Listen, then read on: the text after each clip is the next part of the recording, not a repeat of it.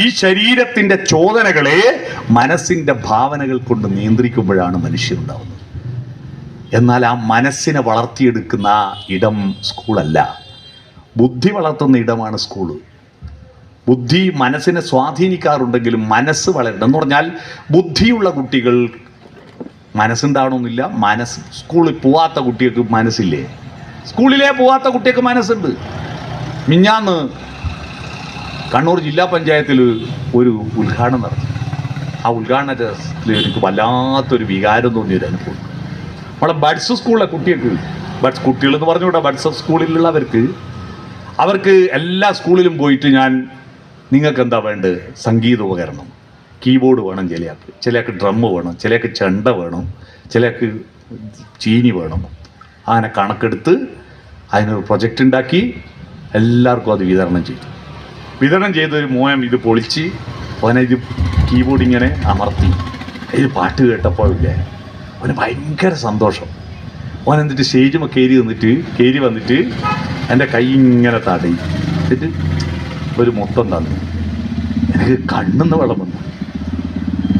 അവർക്ക് മനസ്സില്ല, അവർ സ്കൂളിൽ പോയിട്ടില്ല, അവർ കവിത ചൊല്ലിയിട്ടില്ല, അവർക്ക് മനസ്സുണ്ട്. മനസ്സ് വേറെ, ബുദ്ധി വേറെ. മനസ്സിലായോ? നമ്മുടെ കുട്ടികൾക്ക് ബുദ്ധി വളരുന്നു, നല്ല ബുദ്ധിയാ. ആ ബുദ്ധിക്ക് ആനുപാതികമായി മനസ്സ് വളർത്തുന്നത് ആരാ? സ്കൂളെ മാഷന്മാരല്ല. മനസ്സ് വളർത്തുന്നതിൽ പ്രധാന പങ്ക് വഹിക്കുന്നത് കുടുംബമാണ്, രണ്ടാമത് സമൂഹമാണ്. എന്നാൽ നമ്മൾ ഈ കുടുംബവും സമൂഹവും തമ്മിലുള്ള ബന്ധം നമ്മുടെ കുട്ടികൾക്ക് ഉണ്ടാക്കി കൊടുക്കുന്നുണ്ടോ? ഇല്ല. ആ മനസ്സ് ശരീരത്തിന് വിധേയമാണ്. അതുകൊണ്ടാ 11 മണിക്ക് ബൈക്ക് എടുത്തിട്ട് പോന്ന്. എന്തിന്? ആടെയുണ്ട് ചിക്കൻ കബാബ്. കാരണം ഇവൻ പക്വത ആർജിക്കുന്നതിന് മുമ്പ് ഇവന്റെ ഹോർമോൺ ശക്തിപ്പെടുത്തുക, അവന്റെ ശരീരം ഉണരുക, ശരീരത്തിന്റെ ശക്തി. ഫ്രോയിഡ് പറഞ്ഞിട്ടുണ്ട്, ഒരു മനുഷ്യന്റെ സകലമാന പ്രവർത്തനങ്ങളെയും നിയന്ത്രിക്കുന്ന അവന്റെ ലൈംഗിക ഹോർമോണുകളാണ്. അത് യാഥാർത്ഥ്യമാണ്. ലൈംഗിക ഹോർമോൺ എല്ലാവർക്കും ഉണ്ടാവും. അത് പ്രകൃതിയുടെ നിയമമാണ്. പ്രകൃതി നമ്മളെ ഇങ്ങോട്ട് അയച്ചത് പഞ്ചായത്ത് ഭരിക്കാനും കവിത എഴുതാനൊന്നും അല്ല, നിന്നെ പോലത്തെ കുറേ എണ്ണത്തിനെ സൃഷ്ടിക്കാനാ. അതുകൊണ്ട് പ്രകൃതി നമ്മുടെ ശരീരത്തിലെല്ലാം അതിൻ്റെ സോഫ്റ്റ്വെയർ.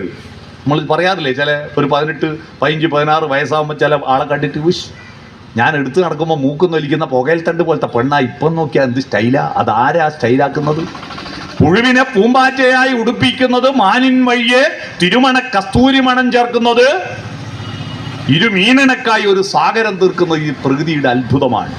എന്ന് പറഞ്ഞാൽ ഇണചേർന്ന് പുതിയതിനെ സൃഷ്ടിക്കുക എന്നതാണ് പ്രകൃതിയിലെ ജീവജാലങ്ങളുടെ എല്ലാം തനത്